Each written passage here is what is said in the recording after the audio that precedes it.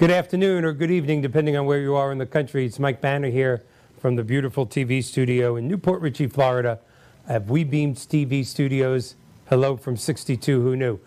I am so excited to get to this show. This is going to be a continuance of the unbelievable topic that we had last week. We have brought one person back on our panel of experts, two new people, although you will recognize them because they've been on before. But last week turned out to be the largest viewership we've ever had. And I think, what, John, this is our 86th week? 85 or 86? 86th. 85? Okay. We had 35,000 people tune in last week to see this show live, and almost twice as much to watch it in repeats the next 7 days. We have never had those kind of numbers, and that convinces me, not that I needed to be convinced, more than ever, that the topic of how we can bring affordable long-term care insurance to the masses of this country who otherwise think they can't afford it, but they can by using a reverse mortgage or a regular mortgage as a mechanism to finance their long-term care insurance. So that we're taking that topic and we're just continuing it on this week with a new panel of experts. Well, at least two-thirds of them are new. But before we get to them, I want to, just for our new viewers, because we obviously had a lot of new viewers last week, for the new viewers coming to us today, I want to explain just a little bit of 62 Who Knew. But first, I want to explain why I walked in and I have a Christmas set this week. If you have watched before, it's not the normal setting. This is going to be our set throughout the holidays. You can conspicuously see that there is no menorah. I'm a Jewish host and everything's Christmas, so you can refer to me now as Santa Schwartz. That's what I will be between now and December 25th. And next week there's going to be a menorah. But I was only fooling. Everything's fine. So what is 62 Who Knew? As people approach the age of 62, and hopefully even before that, but when you're really zooming in on that number, as I just did a few months ago, we all have the same questions. Have I saved enough money for retirement? Should my house be free and clear? Should I invest in annuities? Should I invest in stocks? Are there different types of investments? Should I take my Social Security? Should I defer it till a later point in time? Should I continue to work? Do I still need the life insurance that I had when the kids were younger? Because they're gone now. They're out. They have their own stuff. Do I need long-term care insurance? Do I need final expense insurance? The questions never end. And you know what's interesting about these questions is that our fathers asked these same questions and their fathers asked those same questions. And probably their fathers before that. But my generation, the baby boomer generation that is now turning 62, of which there are so many of, in fact, 10,000 people a day, not in the world, but in the United States of America, 10,000 people a day are turning 62 years old in the United States of America for the next 16 years. The baby boomers are here and we're coming out. We have one different hurdle than our fathers and their fathers and their fathers had. And that is the advantage or disadvantage, depending on how you look at it, of longer lifespans. Never, other than the last 3 decades, has medical breakthroughs, scientific technologies made such forward movement. Diseases are being eradicated. All types of cancers have now a high cure rate. Things are just improving left and right. So we are living longer. In fact, if you make it to 62 in this country, you have a 50-50 shot of making it to your early 90s. So who knew at 62 you still had 1/3 your life left? You still have another 30 years, half the time you've been here left. And the sad truth is, so that's why we're here. That's why we've grown so much. It's obviously a topic near and dear to everyone's hearts because we have grown like crazy. And I want to thank you, our audience, and all our great guests that have been on for 85 weeks. And we're about to bring up 3 of those great guests right now because we are now a panel show as of last week. So if we could, John, let's bring up our guests and I will introduce them. First, if you are looking at the screen as I am, on the upper right corner, you have heard me use his name probably more times than I've used anyone else's name in the 85 weeks. He is a dear friend, a mentor, a confidant, They just don't make human beings like this. And he has been in the long-term care industry and well-known, respected nationally for 51 years. Mr. Peter Gelbwex, thank you for being back, Peter. Thanks, Mike. Thanks for having me. Actually, it's only 30 years, so it's 50 years in the insurance business, but 50 years, 30 years long-term care, 50 years in insurance. That's amazing. First time Peter went to Caesars in Las Vegas, Caesar was actually there. It was really an amazing thing. So now we go right below Peter Gelbwex to the person who's been on the most, who has drawn some of the biggest crowds. Everybody loves him. He is nationally known in the long-term care insurance world for his integrity, for the way he takes care of his people, and also a very, very good friend, Mr. Mark Goldberg. Thank you, my friend, for being back. Great to be with you, Mike, and the rest of this team. They're all looking sharp. I like it. I wore the company shirt, but they dressed up. I salute them. No, hey, you have the company shirt on. You're showing the logo. That's the way Tiger Woods does it. That's the way Michael Jordan does it. That's the way Mark Goldberg does it. Well, that's your next guest. Your next guest is the Tiger Woods of long-term care. Yes, he is. My next guest, who has been on several times, but was part of our first panel show last week, Mr. Bill Comfort, also widely known and respected in the long-term care insurance world, but is also, in my opinion, and I'm the host, so I get to have my opinion, and that's just that, the top instructor of the CLTC, the long-term care, the certified long-term care designation, which the finest long-term care insurance agents in the country all have that certification, and God knows how many thousands of them Mr. Bill Comfort has taught. And welcome back, Bill. Thanks, Michael. I'm glad to be here, and it's such an important topic that we sort of stepped into in a new, bold way last week, and there's so many facets to explore. And for you golf nuts out there, I think I don't know about being the Tiger Woods of long-term care insurance, but maybe the Butch Harmon of who was once Tiger Woods' coach. Of long-term care. I might take that mantle on that way as well. I like that. But I'm glad to be here and talk about this subject. You're closer to his age, Bill, right? You're closer to Harmon's age than you are Woods. That's true. Right? Age is just a number. I'm closer to Arnold Palmer's age, and he's dead. So, well, Peter, I want to ask you something because you have a better stroke than Arnold Palmer. I'd be bragging about that. Well, now he does. Yeah. That's what I'm saying. Yeah. All right, Peter, when we were talking earlier today, although I did not plan on making this part of the show, I really wanted to delve in right where we left off last week. I know there's no doubt Mark and Bill have a little bit of a different concept of how we're going to do this and how we can bring reverse mortgages into this world. But Peter, you brought up some not only relevant, but borderline scary statistics that you have been reading about COVID-19. I said last week, and I maintain it, I am not going to allow the show, to be a COVID-19 scare. Oh my God, you go out and buy this, or COVID-19 is going to come back. But what you had said this morning when we were all talking really shed some light on what is happening in the increased cases and what's going to happen during Thanksgiving and Christmas. And I'd like you just to take a little bit of time before we delve into everything else and share what you shared with me this morning.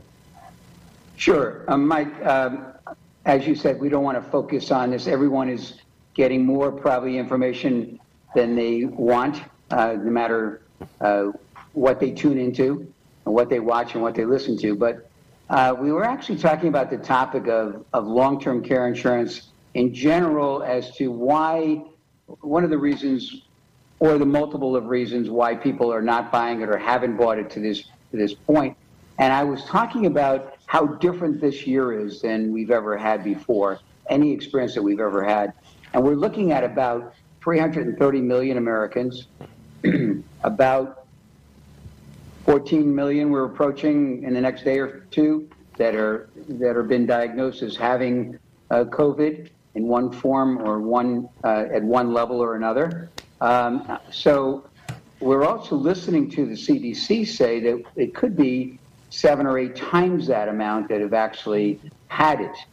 which in some ways could be good, but we're not going to go down this route and spend a half an hour talking about this topic. But that could mean that as many as 100 to 150 million people are experiencing COVID at some level.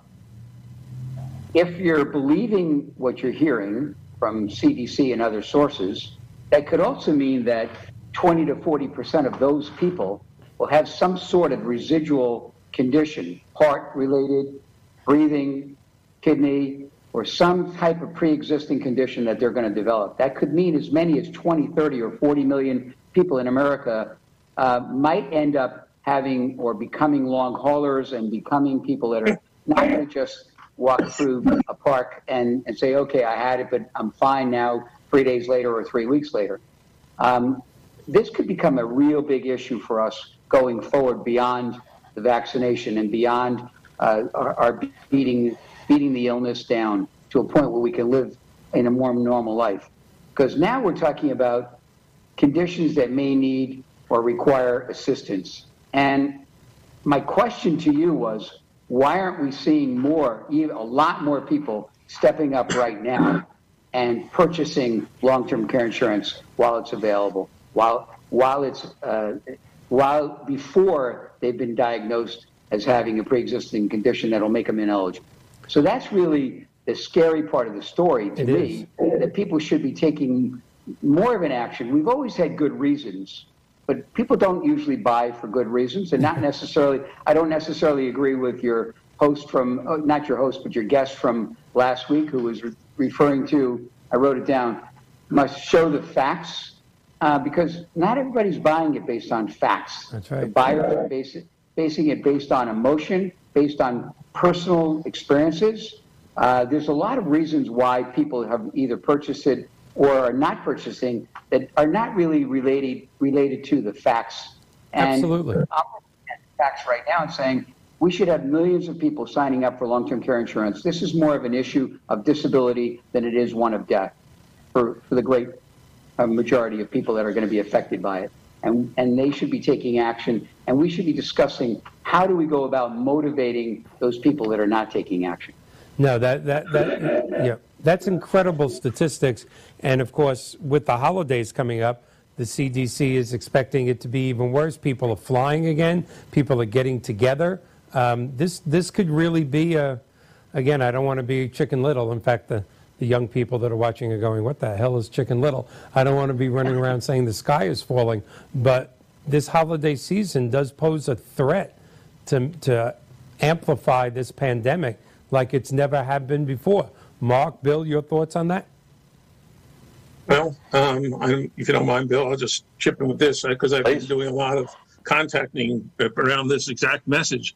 When you dig down in the statistics, 42% of the people that are passing away as a result of complications from COVID are living in some kind of assisted living facility or a nursing home. So this is the highest area of which the highest percentages of deaths of any place you could be or in any category that's out there. And so I'm getting a lot of contact or people seeking me out because they have peers in that age group. And again, they don't want to be in that same position. I had several people on claim at the time when COVID first started in mid-February to early March. And every one of those people are home now, or in their home or at their children's home, as opposed to being in a facility, all because they had a plan. And so they could be in control of how they got care. And those that didn't have a plan, guess what? They're stuck in one of those facilities and can't be visited by their friends and relatives and are at the mercy of what might be contracted by all the other people around them. And it's not a healthy and good situation. So Peter's point is greatly taken in that why would you wait to see if you're going to have complications if you're going to get COVID and not put a plan in place first? And one last thing on that before you turn it over to the genius over there, Mr. Comfort, is he and I are together on one thought, always have been. People, when they get long-term care, are not buying a product. They're getting a plan. It doesn't mean that, again, there's so many different ways to address this risk. You need a plan for long-term care.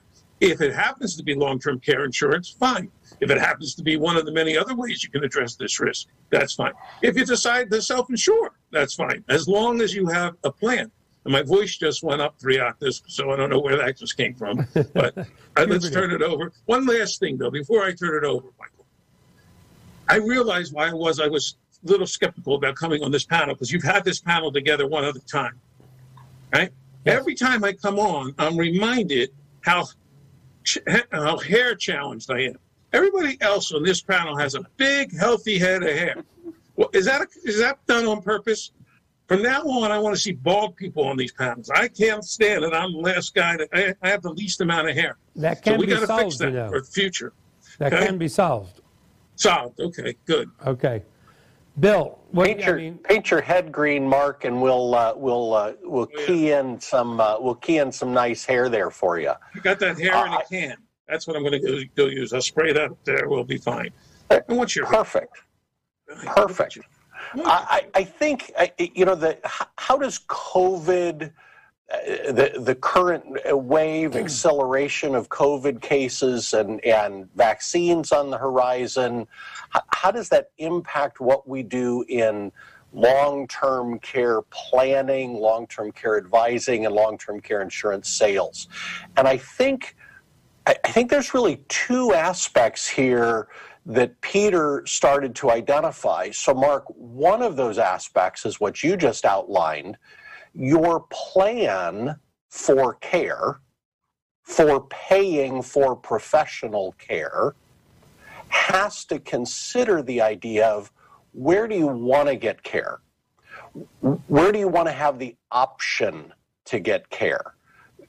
Everybody says, I'd like to stay at home, if at all possible, for as long as possible. Of course, there's our connection to reverse mortgages, which have always been kind of positioned as use your home equity to stay at home, and we're going to expand on how that might help with funding long-term care insurance. That's to come down the line. But I think the other thing that Peter's putting his finger on here is not just this message that you need a plan, if not some insurance to help pay for it, particularly to stay out of a facility, COVID-related or not. That's right. But the other aspect is, will you be able to even buy the insurance you want when you want to buy it? And what I'm hearing, Peter, you say is, we don't yet know what the long-term health consequences are of even a COVID exposure. You know, that asymptomatic, you tested positive, maybe you just felt like you had a little bit of the flu or the crud, you know, you were not in the hospital or whatever. We don't know. For those who had very severe pieces, they're very concerned about lingering effects. But there's questions about everybody else as well. It could be that underwriters start charging more or cutting back on offering coverage. That's a possibility. Why would you risk that? Why would you wait? And I think COVID reminds us, in a way, both directly and generally, if you're going to use long-term care insurance to fund at least a portion of your plan, you have to take action while you're still healthy enough to qualify. And I think that's the two-pronged awareness here that COVID ought to be calling to everyone's attention. Absolutely. Absolutely. And, you know, we're going to go off of COVID because I thought we'd spend about 20 minutes on it, and we spent about 23. So for this group, that's amazing. So we're close to on time.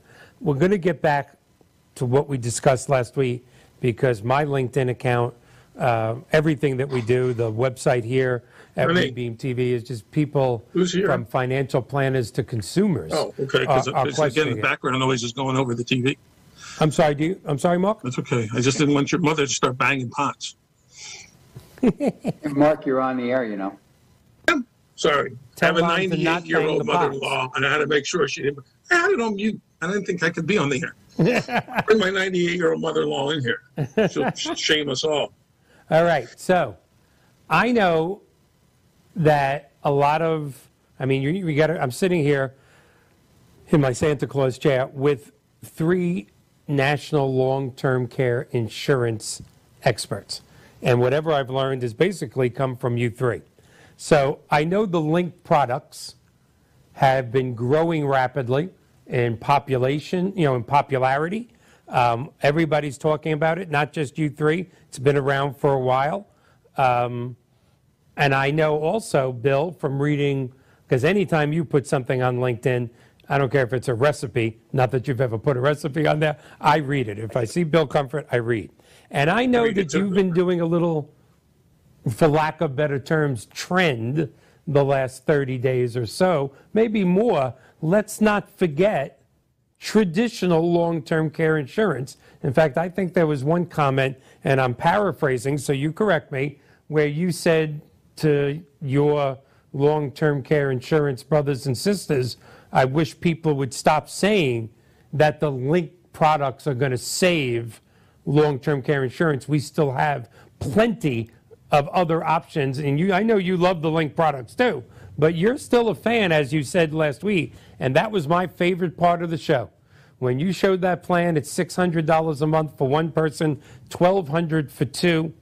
We come in, the reverse mortgage world, we eliminate their $1,500 mortgage payment. They get the best long-term care insurance that they can have. They have no house payment. In fact, they actually have an extra several $100s a month to put towards quality of life. So I know you're still a fan of traditional long-term care insurance, whereas everything I read in LinkedIn is, and I'm not putting it down, if you put up $100,000, you get a multiple of this, and if you put up $150,000, you get this, and if you would just do this, and I know there's a difference between, Mark, your philosophy, and a little bit Bill's philosophy. I know you arrive at the same place of helping the client with what they need. But Bill, you still love that long-term care traditional, and I do too.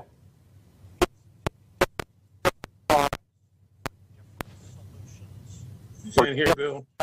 Clients, and I say this when I teach. I try to say this as well as I can, even when I'm advocating for one or the other. Generally, one is neither better nor worse than the other. They're different ways to fund your care. Now, here's the thing. Well, 2 things. First of all, the numbers we looked at last week, and we can go back over them if you want to tonight, Michael. I'll leave that up to you. Okay. It was $1,200 a month for both if they bought a hybrid plan with life insurance. Correct. The equivalent traditional was $600 some for both. Oh. So it's even more dramatic than the summary. That's there. Incredible. I mean, that's a quick clarification for people to recognize, and that's using the exact same long-term care benefits. Now, the hybrids have a death benefit, and that's what you're paying the extra for, and guaranteed premiums if you want, but it's a significant premium difference. So let me say this, and we'll keep moving this conversation forward, because really one of the biggest issues is, how am I going to pay that premium? Whether it's $600 a month or $1,200 a month or a lump sum of $150,000, $180,000, where am I going to get that money? And there's a lot of different answers to that. I think an answer that needs to be looked at more closely by everyone in financial services is the reverse mortgage. Here's what I've really found out, though, and I'll end on this comment related to what you were sharing from LinkedIn. Almost every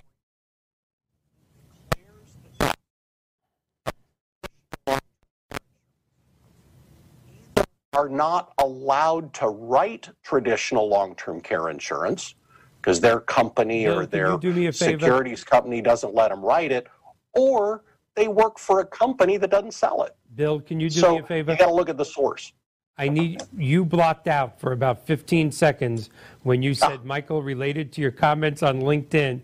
It was probably the most important part, and you blocked out for 15 seconds. Take two. Sure. I think what I was just trying to get to there was the comments on LinkedIn that declare the death of traditional long-term care insurance. Mm-hmm. Those who state that, who state it most loudly and broadly, are people who either can't or don't sell traditional products. Mm-hmm. It's like asking the Ford dealer what his opinion is of Chevys. So you got to look at the source here, and there's a lot of people declaring the answer because the answer they claim is all that they can sell. So I think the source of information has got to be looked at closely by professionals and consumers. Mike, Bill makes an excellent point, Mike. There is no such thing as one perfect plan, like you're saying. Mm-hmm. I will tell you that I love traditional. If you're over age 65, you're going to get a lot more value over age 65 from a traditional plan than you are from a hybrid. If you're under 65, more times than not, a hybrid with a inflation rider on it is going to give you more value than the traditional. So it's a matter of what's right for you. Second, again, I hate to have to quote Bill all the time because who knows where his head goes every time we do that. But he is a huge fan of the fact that you end up paying for long-term care with income. And the reason that you get a plan is to protect your principal, which generates the income, which allows you to pay for long-term care. And so people tend to think they're going to pay for it with their savings. What they're really attempting to do, whether they realize it or not, is to protect the savings so it can continue to generate the income so it doesn't disappear, especially for the healthy spouse who's going to outlive them and is going to count on those funds. So people have to get a real good handle on what the products really do for them. And then all of a sudden it becomes an easier decision for them. Now, keeping in mind, I want to bring Peter in on this. Peter is obviously, Peter is the first person I met, in the long-term care insurance world, and it obviously grew into a staggering friendship and relationship, and he introduced me to both of you. But tell me if I'm overstepping, Peter. Don't hold that against you. You needed ID to get in the room. In fact, you were so young. So you correct me if I'm wrong, Peter, but we've had this goal, and you have flown to New Jersey to talk about it, flown to California to talk about it with me. So has Bill a couple of times, and Mark once, of bringing long-term care insurance. You brought it up today, an industry like reverse mortgages. In fact, you're better. You said that you've never went above 5% penetration. I don't think reverse mortgages has gone past 2% penetration of the possible clientele. These two industries that are so good for people just can't seem to get the attention of the consumer or the financial community. And when Mark or Bill say, we're going to use this to protect their savings and we'll take this $100,000 from here, we'll put it there. I always had this dream, and I know you know this, and you've helped me, and we're about to achieve it, I think. Here's the planet, Earth. Well, let's say here's United States of America. Here's the amount of people with enough savings in the bank here to say, let's redirect some of our savings and put it towards long-term care insurance, which is why you have a 5% or less penetration rate. Here's the rest of the country that doesn't have squat in the bank. Maybe, I'm not talking about $12, but not hundreds of thousands to think of to protect. But boy, they got hundreds of thousands of equity. And I'm trying, and I know we're all trying, to change that marketplace, to get to the masses, to say to that person with $62,000 in the bank, and he needs it there, but you have $300,000 in equity. So let's make sure you're never in a facility. Let's make sure you have the best care at home. And I think that's where we have to change, for lack of better terms, a term I've never used actually on this show. That's where we have to change the lexicon of reverse mortgages and long-term care insurance. Let's take it out of this small little market. Would you like to take money out of annuity? Would you like to protect your wealth? In fact, I know Mark, and I love when you say it, you sometimes have called long-term care insurance not health insurance, but wealth insurance, quoting Mark Goldberg instead of Bill Comfort for once, all right? But there are so many people out there that are not wealthy, but still need long-term care insurance. And that's what I think the marriage of these two industries is going to get to, an entirely new market. Peter, what do you think of that? Okay, so I know that we have a love fest going on here, and there's good reason for it. We have a lot of people that have a lot of knowledge, but I think we tend to sometimes put the cart before the horse. What we've got is people that have great understanding of product and programs and underwriting and all the processes, but I think what we're missing is that we have to sell more of the concept. Years ago, I used a term that I actually believe in to this day, and that was you have to become an owner of the concept and then the contract. So what we need right now is we still do need to find the reasons why people are either buying or not buying, and then the main thing that you're talking about, Michael, and I totally agree, is we need to find the money. We need to find the source once we have people believing in the concept and saying, okay, I'm interested, regardless of whether it's traditional or whether it's a linked benefit or some other kind of program. Most of the people that you're referring to, Mike, are saying no because they don't have it in their budget, they don't have it in their priority list. Exactly. And we need to be able to motivate them through some other source. We began talking about this, as you said, years ago, and I think we're finally ready at this point, now that we've passed the last 10 or 15 years of discussion, to come up with a solution for some of those folks. Not all of them, because this is not going to address the issue for people in their 30s, 40s, and 50s. But I do think we should, before we run out of time, talk about what is available for them once they believe in the concept that they should own long-term care insurance. Bill, go ahead. I'm sorry. Did you want to say something, Mark? Real quick. I like the fact that when Peter talks, the three of us become bobbleheads and we just start bouncing them up and down. Second, I watched last week's show too. The guy that had the beard looking like David Letterman, I forget his name. Yeah, Steve Sless. Steve Sless, one of the best reverse mortgage except his was a completely dark beard, but it was like trimmed, by the way. Here. Looks like a rabbi. Yeah, well, that's what I was going to say, but okay, that's okay. Let's go with it. Again, affordability is, it's affordability and then your health are the two biggest reasons why people hold back from getting long-term care.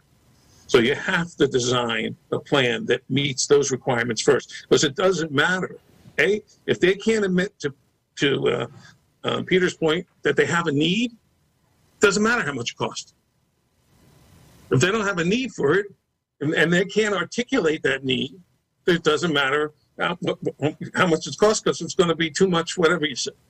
And second, if you do have a need, if you make it too expensive, they're not going to keep it. And that defeats the whole purpose of helping them put a plan in place. So you guys are on to something. Reverse mortgages. This is what you said last week on the show. The reverse mortgages are another way to leverage your money to get a lot more money in return for that if you ever happen to need long-term care. Peter's right. They're not looking at the equity. You're right. They're not looking at the equity in their home as a main source. That is correct. When you show them that you can take that equity, put it into an instrument that's going to pay them 4, 5, 7, 8, 12 times their money back if they need long-term care, that's the ultimate way that's right. to leverage. And so I applaud you for trying to bring these two things together, because, like you said, time's overdue. Yeah, it's what do you have to say, Bill? Bill? Well, I think, and Peter's exactly right. This is not a product sale. This is not oh, you have a lot of equity in your house, let's tap that equity so you can buy long-term care insurance. It has to be more integrated in a planning conversation, in a conceptual conversation. And of course, it'll take time. It's a multidisciplinary professional connection. I can't sell long-term care insurance and initiate a reverse mortgage. That takes a reverse mortgage professional. I think in many cases, folks will also have other advisors, whether it's a CPA or a money manager, investment manager that's part of it, that's going to have questions. So there's a lot of moving pieces to getting it done. But the key idea, what we started with, what we put on the table last week, and what we're beginning to develop more deeply here, is home equity available through a reverse mortgage is another source of funds that have never been looked at or considered as a way to help buy long-term care insurance that not only protects all the other assets, but protects the life and the lifestyle of your spouse, your partner, your kids, and so on, by paying for care. And I think that the concept of using one to pay for the other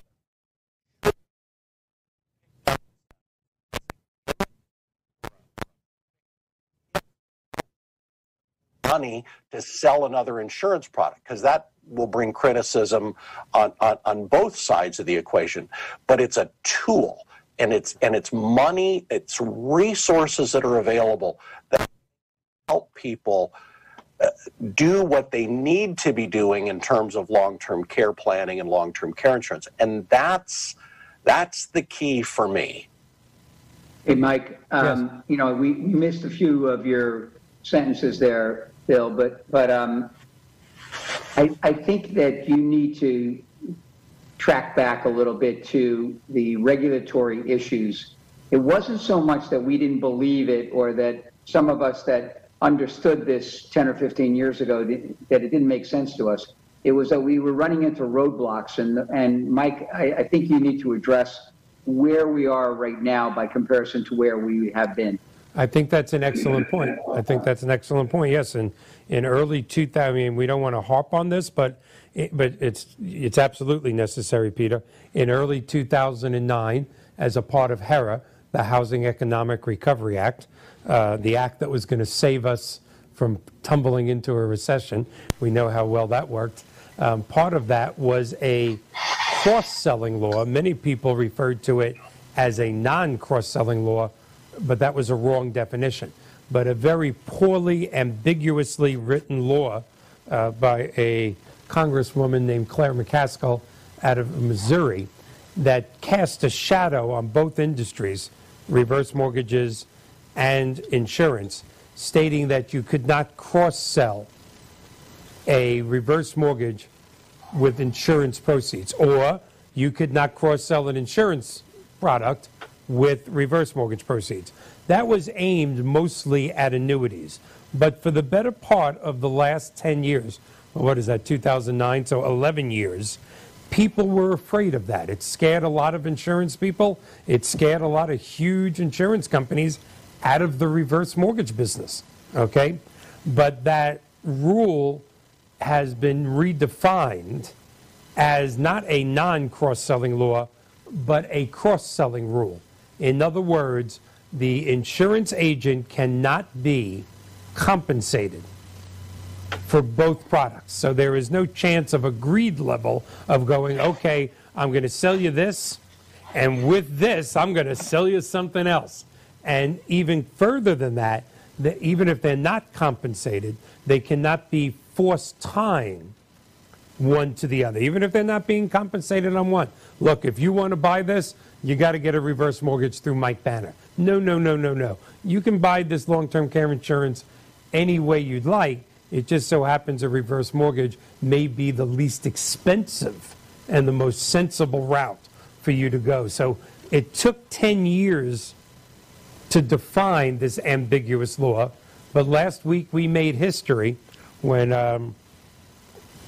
Mr. Joe DeMarchi, and God, I hope he's not going. He's sitting by his TV, by his computer going, he's going to repeat that for the rest of his life.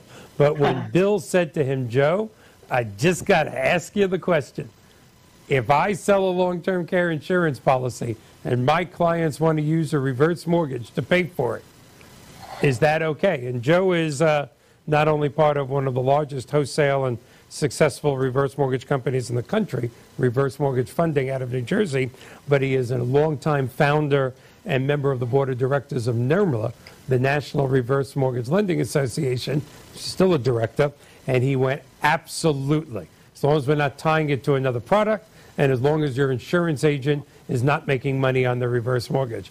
And Bill, you remember my reaction. Yeah, and I think Peter, you know, what we're trying to move past here is a presumption that you can't do it, because you can do it. You can use the proceeds from a reverse mortgage to buy long-term care insurance in whatever form would be appropriate. Here's what I think. I think it's an ethical issue. Yes. How is it ethically being positioned? The concept. How is the concept being ethically positioned? Is it in the best interest of the client, both the reverse mortgage and whatever long-term care funding is being recommended along with that? I think that's the big hurdle and the big challenge for all of us to watch out for. But you know what?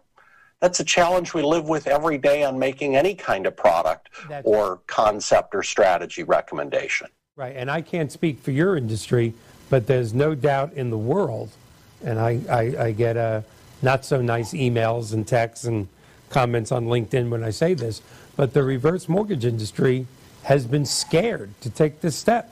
But it's time, whether it's COVID-19 pushing it over the edge or, again, longer lifespans. But we have been able to do this for 11 or 12 years.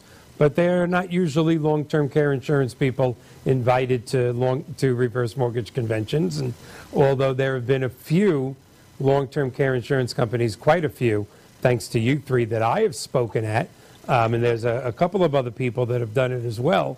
It's one of the things we discussed last week, Bill. It's time for these two industries to start inviting each other to each other's functions and join at the hip. And maybe we're being remiss in not including the FPA, the Financial Planning Association of America, because in many cases, the people are going to have another person, a financial planner.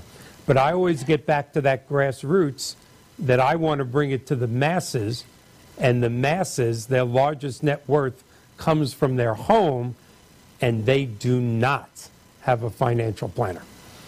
And that's the masses I want to convince that they can afford long-term care insurance, and they can use their home to stay at home. No, Peter, I want you to imagine what a party that would be if we got the reverse mortgage people together and the long-term care people together at a convention. We're doing it. Well, boy. Let me tell you something. Post-COVID-19, now whether these vaccinations are a month away or how good they are or whatever it is, when we all get back to having conventions, we are now, when I say we, I mean Professional Mortgage Alliance, which is only licensed in 2 states and getting 3 more licenses probably in the next 90 days. But we are discussing a joint venture that would put us in the majority of this country. And when COVID-19 is passed and we're back to having conventions, we will be speaking at all of your places, as long as you guys get me in. I always got to depend on you. It's like, yeah, you guys are the ticket masters. I have to call you up and go, they turned me down. Can you get me in to speak? And one of you go, yeah, we'll take care of it, Mike. It's okay. Oh, yeah. We're joining forces. One guy that does it. This is it. It's happening. So Mike, it's a work in progress. You've got 3 different groups involved. You have the carrier group, that industry itself, the advisors, and then you have the consumers. And we need to continue doing what we've been doing in the past. We just need to be able to step it up. And I think the timing should be better than it's ever been before. Yes. I don't know that it will be, but it should be for a number of different reasons. Yeah, there's no doubt about it. This is an idea whose time has come. Now, Mark, you brought something up today, and we disagreed on it a little, but I want to bring it up again, but I'm going to let you do it mostly, which is you thought maybe agents, insurance agents, might have a problem with not making money on the reverse mortgage. That insurance agents might stand up and go, wait a minute, if we're referring it, why aren't we making money? Yeah, that was my initial reaction. I've had the luxury of thinking about it for this afternoon, and I think the importance of it being an alternative funding source trumps whether, or shouldn't you say the word trumps? That's a good word. Don't worry. Yeah, overcomes the objection as to whether or not they're making money on it or not. Because if this helps them make a long-term care, put a long-term care policy in place that they wouldn't have been able to do without it, they're going to make money off the long-term care plan. So that should be enough. And I have a novice question for you because I just don't know the answer. If one of your agents were to say, look, let's do an annuity, you brought this up, Mark, let's do an annuity that pays out X, and that X will make the premium on your long-term care insurance policy. In fact, they are making money on both. Not that there's anything wrong with that. I'm not saying I sound like Jerry Seinfeld. Not that there's anything wrong with that. No, right. But I still don't understand why they make it a distinction. I know you can't do it with Medicare either, but I just don't understand. All they're doing is hurting the consumer from not having that luxury to be able to discuss it. Exactly. So maybe, I watch Claire McCaskill all the time on Morning Joe, and I think that she would probably have a different opinion today than she had 15 or 20 years ago when she made I'm that not sure statement. she's had a valid opinion in the last 15 years, but that's just me. Just you? Yeah. Bill, it looked like you were about to say something. Well, I was going to say, we can have the conversation. That was my big takeaway, and I felt like we'd been getting there, but after last week's show, I can raise the subject with confidence that if a client is looking for ways to fund the premium in whatever form, that home equity through a reverse mortgage could be a legitimate way to do that. And there's all sorts of different designs of reverse mortgage, how you take the money, what you do with it, and so on, just like there's all kinds of different designs on long-term care insurance. So we can absolutely raise the subject. We need to raise the subject. We need to be ready to raise the subject. It's not going to be something everybody's comfortable with, every agent or advisor is comfortable with. And it will will be a very patient sale, speaking as a long-term care insurance person, salesperson, expert. It's not going to be a 1 or 2 week close. It's going to be a 2 or 3 month close, even if everything works perfectly and starts from the get-go, because the reverse mortgage has to be applied for, has to be approved. There's all the steps there. There's other advisors and so on. So it has to be a patient sale. I will tell you that the reverse mortgage world has matured a lot. And our average closing, I will tell you, is about 28 days from closing. We're no longer but long-term care is another 28 days. It's not a 1 or 2 week close. But you're right. And salesmen don't like waiting for their commission. They just don't. In all walks of life. It's a patient, it's a funding source where the agent has to be willing to be patient because you're waiting for something else to happen in order to pay the premium, as opposed to just cashing in an annuity or rolling over an annuity that the client already has direct control over, or just writing a check for that first premium. So it's just something that I've been thinking about as well, that if you're talking to people who are ready to buy, interested to buy, do you really want to sort of step back and introduce something that might risk inserting a month or 2 or longer in the process? Mm-hmm. I don't know. I keep coming back to what's best for the client.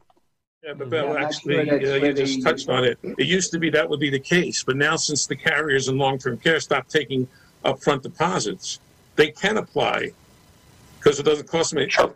And that 6 to 8 weeks is going by. If Michael just shared something that is true in the reverse mortgage, and of course he did, which I didn't make it said up. if it wasn't. He's lip syncing to me. If he did that, Did you just say if I shared something that was true? Is that, Like, it was new is to that him. the I word really you want to just have came this out of your debate mouth? right now. So, I've been so hung Mike- up. I've been hung up on those Christmas stockings behind. I'm a Christmas guy, Hey, Mike, but I, Mike, it's for Peter. like the festivities. Peter, did you But- hear that? But I'm do you trying to get a word really in want to here. just Yeah, but celebrate a holiday where you stare at a dead tree and eat candy out of a sock? Let Peter, what Is were you that going to your say? whole? What's that? Peter, So I'm not so sure that I agree totally with what Bill just said, even though 99% of the time I do agree with him. I don't think I think the bigger issue is the non-buyer, not someone that's currently buying and then giving them another source to pay the That's premium. right. But it's the person that's saying, I'm not buying it because I don't have the source to be That's able right. to pay it. That's my group. And then I think we need to approach this the way we've been approaching it all along, just more effectively, and that is a team approach, so that we're handing this off and just introducing the concept, introducing the idea, and maybe doing an elevator speech type relationship that we're building, so that someone with the expertise of a Mike Banner could then go into, here's how this part of it works, and then take it back to us to take it apart and say, well, this is the right kind of long-term care insurance that you want to purchase, and work this as a team. Otherwise, it doesn't work. I don't think it will work. I mean, you I can't agree with you can't have a agree. little bit of knowledge about this. I remember a few months. Peter, I think we're actually exactly on the same page there, and that's that. You just said it a little more eloquently. I was addressing an agent that's looking to make a long-term care sale right now, Right. versus developing those who haven't bought, particularly because of the question of financing. And you're spot on, and I do agree with you 100%. Good. You I know know, you're one of running out of time, Michael, but you made a point before that needs to be reiterated.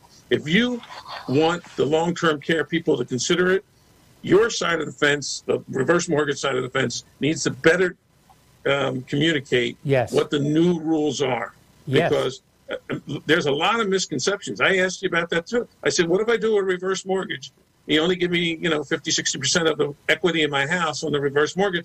Do I end up losing the other side, the other 40% because we did it? And you said, absolutely not.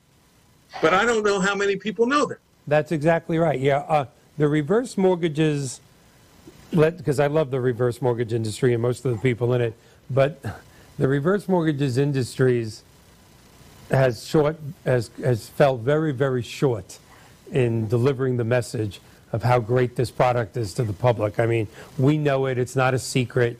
We're just not good at it. Now, I have to give amazing credit to AAG, which is the #1 retail lender in the country.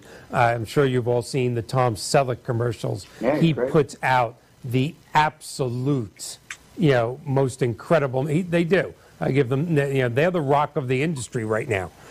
Years and years ago, when you had Robert Wagner come out, stand in front of a multi-million-dollar house and an antique car and go, I know your needs. Even though he was pretty much the father of reverse mortgages, to this day, people say to me, oh, you do that Robert Wagner thing, right? That reverse mortgage thing. He did bring us to the public, but they were much cheesier commercials. Today's commercials are much better, but we got a long way to go. I wanted to say, and I never thought about this, maybe Bill can help me with this. I'm sure the three of you can, but more Bill. I remember it was just a few months before HERA. We were all in Texas, and Peter had arranged for me to have one of my largest speaking engagements at that time. It was a little before, it was late 2008, mid 2008.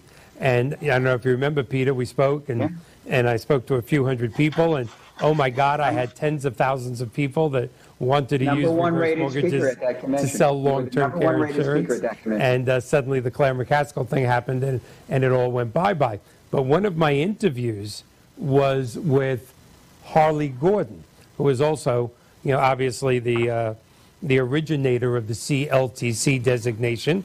And I think he has sold the school. Am I correct about that?